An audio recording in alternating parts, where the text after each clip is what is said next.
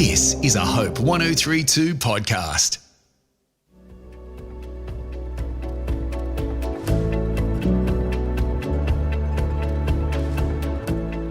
I'm Georgia, and welcome to Finding Hope, the podcast that swaps out the depressing news headlines for stories of hope that won't make the front page. Each episode, we meet someone who's had a bit of a hard road, but has found hope and healing along the way. And hopefully they inspire you to look for the good in your own life as well.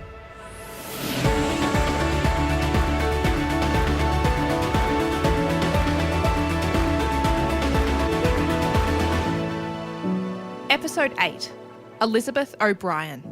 When you go and fill up your car with petrol, there are generally a few options. E10, premium octane, diesel, and regular old unleaded.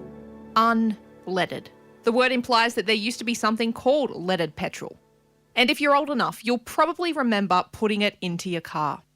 Leaded petrol is now banned across the world, as of July this year, but it was not an easy fight. Behind the ban is 30 years of science, testing and lobbying, all headed by one Sydney scientist, Elizabeth O'Brien, who joined the cause when she found out that her own son had been lead poisoned. Elizabeth's story is one of persistence, patience, and an unexpected stumbling into Christian faith. After all, it does take a pretty persistent person to convince the United Nations to ban leaded petrol. Let's meet Elizabeth. I trained as a scientist and I focused on biology, and then I followed that with a postgraduate diploma in health education. And I was planning to teach health in high schools, but I just gravitated automatically to teaching primary school, and I really enjoyed doing that for 5 years. And then I had my own children, so I had 9 years off, and just as the last one was crawling, I discovered lead poisoning. So that changed my life. From that point on, it's been now 30 years that I've been working solely as a lead scientist, lead advisor and lead scientist for my charity, the Lead Group. What happened to make you so passionate about lead poisoning 30 years ago? Because there must have been a catalyst there. When I was teaching, I was at a school in Rosebery where the University of New South Wales was doing research on lead in children's blood. And that was found that the children at the school I was teaching at were highly lead poisoned. And so I had that in my mind when I was a teacher. But when I had my own children, I was going to buy a house, and I discovered that across the road from the house was a lead foundry where they made lead flashing. And I did some soil testing on the house I was planning to buy and on the school across the road, and the soil was astronomically contaminated with lead. And I didn't buy the house, and I thought, well, I'm going to be clever and move away from that lead foundry. But turns out the whole of the inner Sydney area is contaminated by the lead from petrol, the lead from paint, the lead from industry.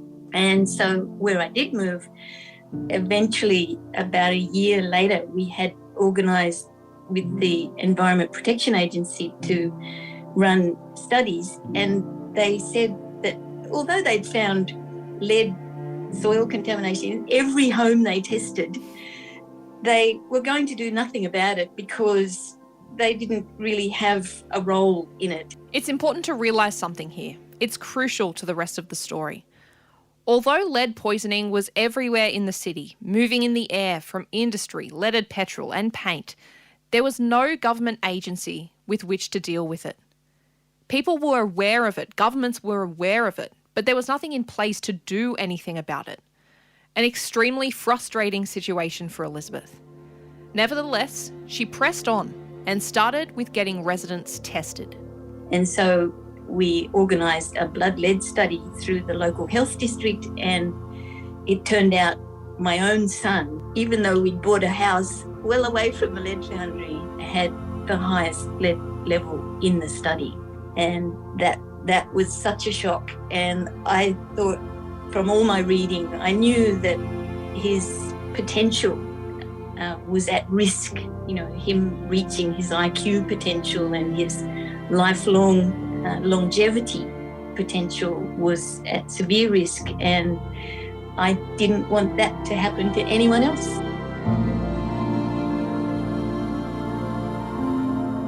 Elizabeth's world turned upside down in a matter of moments, and all of a sudden her newfound scientific passion became her life's calling.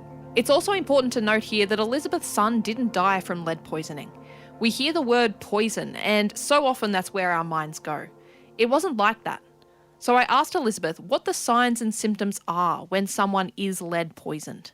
Unfortunately, you can't watch for symptoms, and that is a shame, because if you could, then I think doctors would pay more attention to it, because they'd see symptoms in their patients and then they'd figure out to treat them. But with lead, it's all about prevention. If you can imagine the bell curve of IQ, how there's a small number of people with a very low IQ and then increasing numbers, and then you reach the average IQ at the peak of the bell curve, and then it goes down to the highly super intelligent.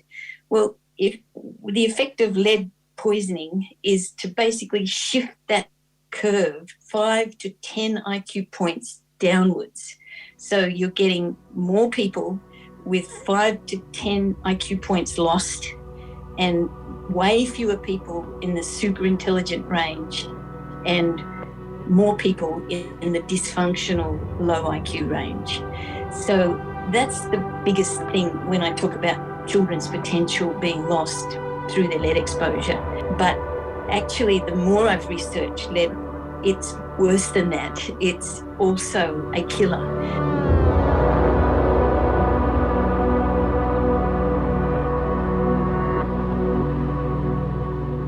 When someone is exposed to lead at any time in their life, it's a bit like asbestos.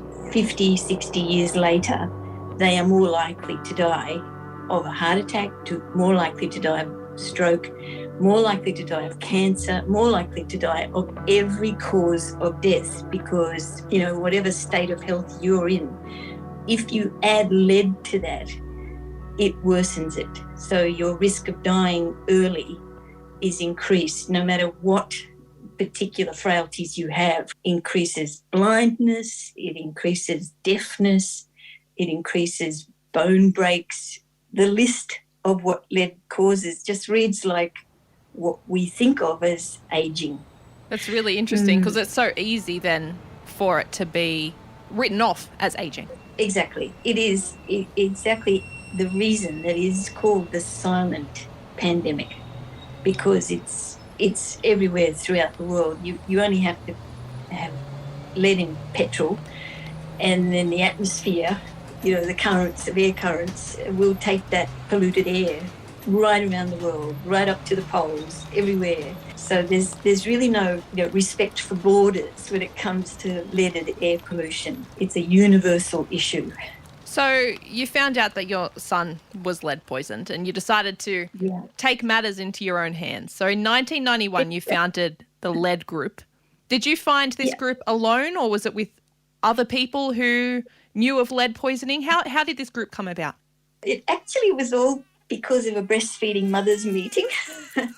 I happened to run into the lady who purchased the house that I decided not to buy, and I'd asked the real estate agent to please tell prospective buyers that there was lead contamination in that house. But of course, the real estate agent had done nothing of the sort. And so this woman was about to move into the house when we ran into each other at a nursing mothers meeting. So together with her husband, who was in the media game, we founded the Lead Group, and there was another wonderful woman, a graphic designer, who was living across the road from the foundry. It's just gone from there. Since then, there's been hundreds of volunteers trained to work in an office and run a database and, run an organisation. And there's a whole technical advisory board with some fantastic professors, marvellous people that have come together to be my advisors and answer any questions from the public that I was unable to answer. And so far we've responded to over 120,000 inquiries, and they come from everywhere. I've advised the World Health Organization, the United Nations, right down to someone with a bunch of chooks out in the yard. It covers the full range, and it's wonderful when journalists call and when the government calls for advice. That's the best days. What was the goal of the group when you started? Was it to advise and educate and make sure as many people knew about lead poisoning as possible?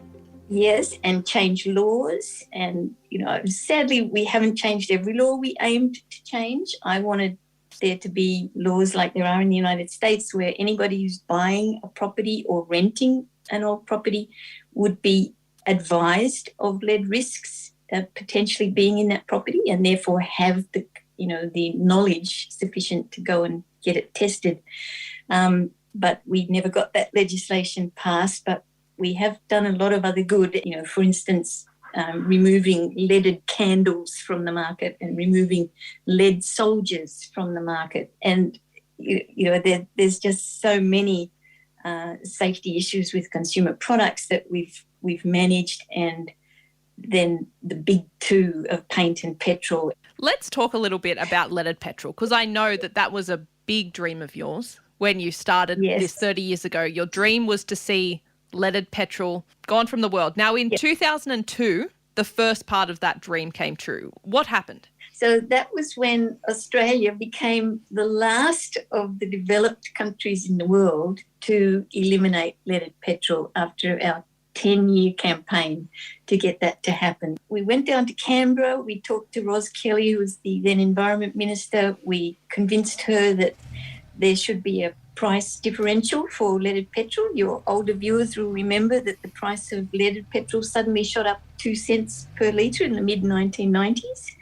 And that was all us. And what we were hoping the government would do with the $1 billion that they made by that levy on leaded petrol was to actually investigate cleaning up the lead from leaded petrol and from leaded paint. But instead, we've just got a sort of a buyer beware mentality, or she'll be right, mate, unfortunately. So it is up to parents to find out about the lead issues that are probably affecting their children, and to measure the lead in their soil, their dust and their ceiling dust and so on. Is that an easy thing for people to do? Is it easily accessible to test lead? Yeah, well, the lead group has made it so. We had a fantastic person who used to work at the health department, Jason Borden-Smith, who built up a little kit where you get in the mail some bottles and instructions and gloves and little dust wipes to collect your own samples from your own place, and then you send them straight to a lab with the lead group kit, and you get the results from me with a whole pile of recommendations on whatever needs to be done and in what priority order even. So that way everybody has the capacity to purchase a lead group kit from leadsafeworld.com and test their home and prevent lead poisoning. We're all about prevention. It's a lost cause to go after just those people who've already been lead poisoned. But eventually I would love to see much more research done to know, is it possible to actually get that lead out of your body and stop it from making your life short? If it sounds a bit scary, it's probably because it is. Lead is everywhere, but Elizabeth and her team are still working around the clock 30 years later to make a safer world for the next generation. They advise homeowners, businesses. They run courses for painters and plumbers. They even advise governments, the World Health Organization and the United Nations. And if you want to purchase a lead testing kit for your own house, especially if you live somewhere older or near industrial areas, that information will be in the show notes. But back to happier things. In July of this year, the rest of Elizabeth's 30-year dream was finally fulfilled. The United Nations announced in August of this year that as at July, the samples of petrol that they collect from multiple countries around the world were for the first time all unleaded. and that included in Algeria, which was the final country to have unfortunately gone into a long-term contract with an evil company who sold the lead additive for petrol. The original plan was to eliminate leaded petrol globally by 2008, and due to this company, the plan was delayed by 13 years. But it finally happened, and there is no more leaded petrol available on planet Earth. Just incredible work from Elizabeth. But it's time to stop the music. Enough. Because Elizabeth doesn't give herself much time to celebrate at all. For her, it's straight on to the next thing. Now that the end of leaded petrol has come through my work with the United Nations, I moved on. The next big ticket item is the end of leaded aviation fuel. That's affecting people, especially in the Northern Territory. So we really want to look after our Indigenous communities suffering lead exposure due to leaded aviation fuel. So, there's always something to do. I've got a lifelong plan of hopefully being able to retire at aged 85 when the whole world is lead safe, but I'm not so sure. I might have to go to 95 or 105. It's clear that Elizabeth lives and breathes her work, and it was actually her work that helped her find God just a few years ago. It's amazing. I was advising my local auto mechanic about one of his staff being lead poisoned, because who knew, but there's lead in brake pads. So this guy was changing a lot of brake pads and he got lead poisoned, and I was advising this lovely, lovely guy, and it turns out he was a Hope radio listener. And I found when I received my car back, when I took it in for him to work on, that he'd changed the channel from the ABC to Hope. And I never changed it back again. That was my introduction to Hope. It was on my radio, and I haven't stopped listening. Yes, you heard that correctly. Elizabeth found Hope 1032 accidentally, and now she's a Christian because of it. I did not know about any of this before I chatted to her, so you can imagine the look of shock on my face as I pieced it together in my mind. I have awakened to the role of God in the universe. We have a beautiful planet, a beautiful universe, the sky. I love the sky. I love the moon and the sun, and it's just such a privileged life that we lead in this world, and we need to look after our world. We've been given it, and it's such an important thing to look after it, to make it sustainable, to not suffer the problems of climate change that are predicted, to do something now. And what we can do now is things like David Attenborough says, investigate what you're investing in. Make sure that your superannuation and your bank is not investing in fossil fuels, So that's part of the journey of looking after our planet. God does indeed work in mysterious ways. But although Elizabeth wasn't a Christian until a few years ago, she always had someone who showed her how to live like Jesus. My mother, I'm wearing her rosary beads. She died this year, and she's been a wonderful support for me through the whole process. She's always looked out for me, and one day she even rang Malcolm Turnbull for me and got me a government grant. What? So what I love about my mother is that she's always said, God bless. And so I've said that to her as well, just for the last several years. And, it's just such a nice thing. She's not been to church since she was maybe 25, but that was 65 years. But nevertheless, I see her as a beautiful, loving, spiritual woman. So she's my inspiration for, really looking after children and valuing children and teaching children and having them teachable. And so all of those values came into play with my lead campaign. Elizabeth, you've worked on this for 30 years. That's a long, long time. Did you imagine that this is how your life would turn out to be? No, not at all. I thought I would return to teaching. There was a small time there where I studied Aboriginal words in English, and I published a book on that, because when I was teaching there weren't enough resources for teaching Indigenous studies, and so I wrote that, and I thought I have this amazing interest in languages and maybe I would do something with that. But when lead came along, you just can't say no to something where it's possible to find out something new about lead every day. You can inspire people. It gets you in its grip, It's persistent. And I love the fact that other people say that I'm as persistent as lead. So I hope to never give up, never surrender. It's a life cause now. Elizabeth, I ask this at the end of every episode. How has this experience changed who you are? I think it's just made me care much more for strangers.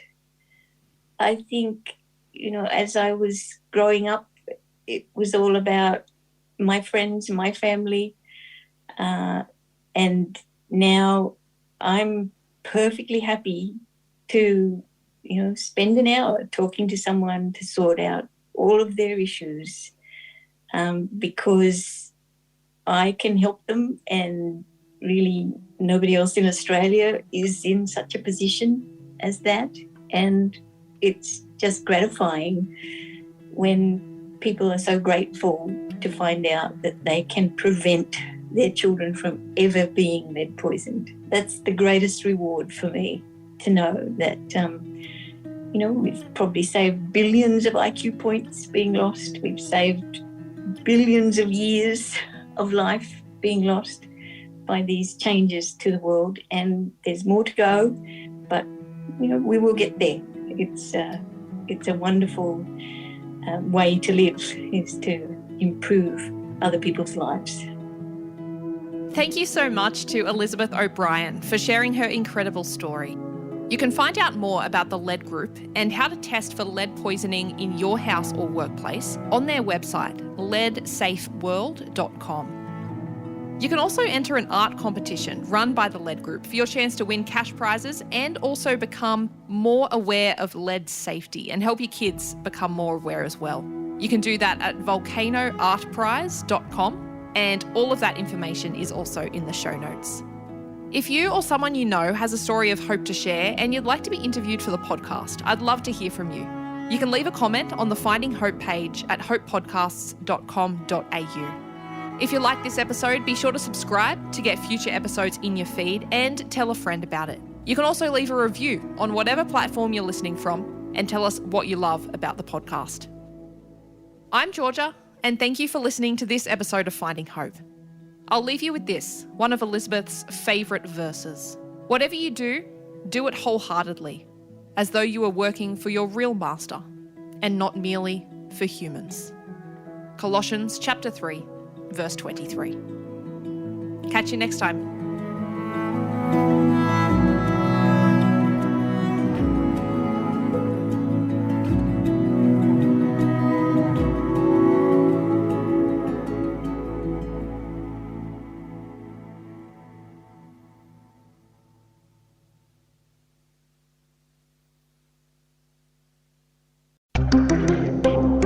This is a Hope 1032 production. Thanks for listening.